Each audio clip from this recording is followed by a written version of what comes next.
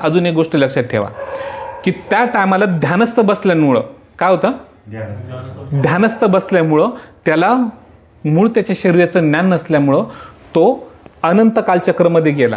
अनंत कालचक्रमधला timing आपल्या भूलोकाच्या टायमिंगमध्ये फरक आहे. समजलं? थोडक्यात ज्यांना इंग्लिश वगैरे कळतं त्यांनी ते मल्टिरिव्हर्समध्ये जातात, बरोबर. हे तिकडे गेले, मग तिथं गेलो काय होतं माहिती आहे, तिथं टाईम वेगळा आहे. काय आहे तिथं टाईम वेगळा. मग आपण इथं काय म्हणतो की आता आपण इथं भुयारात बसलोय, साधू संत काय करतात, मी बोलतो आता काय मी तर अरण्यात जंगलात आहे, मी भुयारात आहे, त्याच्यामुळे मला काही टेन्शन नाही, माझ्या देहाला पण कोणी तिथं टच करणार नाही, का की मी सुरक्षा सर्व करून ठेवलेलं आहे. मग ते ध्यानस्थ बसतात. ते ध्यानस्थ बसल्यानंतर ते वेगळ्या डायमेन्शनमध्ये जातात. तिथं गेल्यानंतर ते विचार काय करतात माहिती का, मी तर काय आहे भुयारामध्ये बसलेलो आहे, त्याच्यामुळं मी 1 वर्ष काय जाणार नाही, मी 1 वर्ष सर्व इथला अनुभव घेईन. काय घेईन?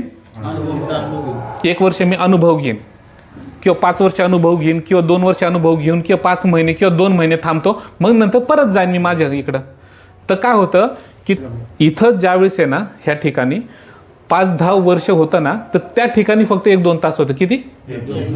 1-2च तास. मग काय होतं माहिती का, आपण आता 1-2 तास थांबलो. आता आपण जरी गेलो पाहुणे रावण गेलो काय म्हणलं 2 तास, आपण संध्याकाळी घरी जाऊ. काय विचार करतो?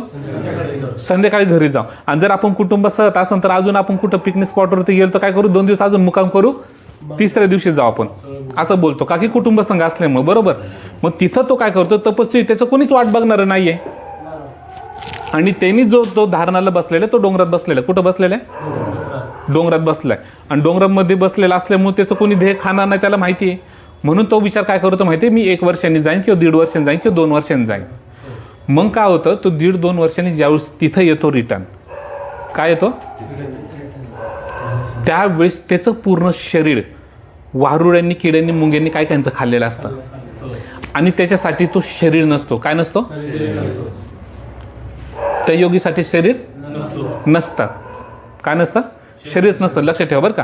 आता ह्याच्यामध्ये सर्वात महत्त्वाचं बघा, त्या योगीसाठी शरीरच नाहीये, बरोबर. आता शरीर नाही तर मग काय करणार, कुणात घुसणार नाही. मग ते काय होतं लक्षात ठेवा, मग तो भटकतो अनंत कालचक्राच्या दुनियात.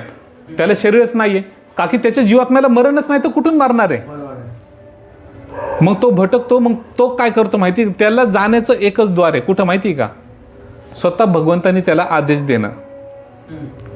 आणि जर तो मरू शकत नाही, जीवात्मा मरू शकत नाही किंवा नाही, तर त्याला मरणच नाही, तो भटकणार. मग त्याला फक्त लोकांसमोर येण्यासाठी फक्त त्याचं कुळच महत्वाचं आहे. काय महत्वाचं आहे? कुळ. मग तो काय करतो माहिती का,